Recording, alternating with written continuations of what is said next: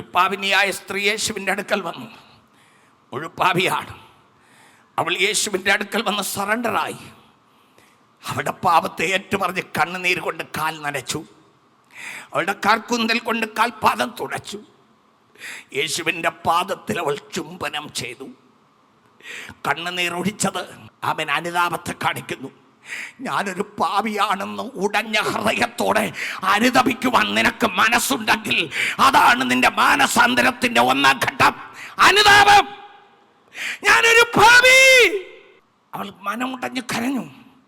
ഞാനൊരു പാപിനിയായ സ്ത്രീ, ഞാനൊരു വേശ്യ പോലുള്ള സ്ത്രീ. എൻ്റെ ശരീരത്തെ ഞാൻ വിറ്റ് ജീവിച്ചു. എൻ്റെ പാപത്തെ ക്ഷമിക്കണം യേശുവേ.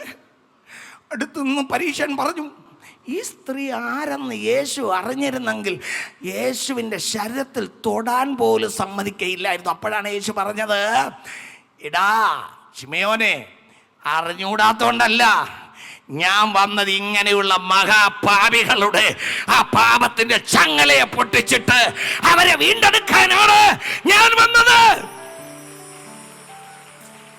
ഇവൾ പാപിയെന്ന് അറിഞ്ഞുകൂടാത്തോണ്ടല്ല. പകൽ ഭക്തനായിരിക്കുന്ന നീ എന്തൊക്കെ കാട്ടിക്കൂട്ടിയിട്ടുണ്ടെന്ന് എഴുതി കാണിക്കാം ഇപ്പോൾ. അതൊന്നും യേശു പറഞ്ഞില്ല. അതിന് യേശുവിന് കഴിയും.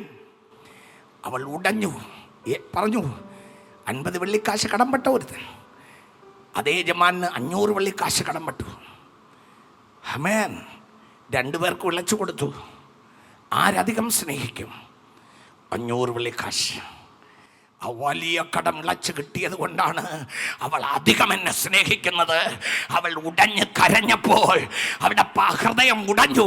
ഇന്ന് പകൽക്കാലം ചില പാപം വിട്ടുമാറാൻ കഴിയാതെ, നീ മദ്യപാനം വിട്ടുമാറാൻ കഴിയാതെ, അവൻ കഞ്ചാവ് കള്ളും വിട്ടുമാറാൻ കഴിയാതെ, ചില പാപ പ്രവർത്തികൾ വിട്ടുമാറാൻ കഴിയാതിരിക്കുന്നുവെങ്കിൽ ഈ സ്ത്രീയെ പോലെ യേശുവിന്റെ പാദത്തിൽ വന്ന് മനമുടഞ്ഞു കരയുക.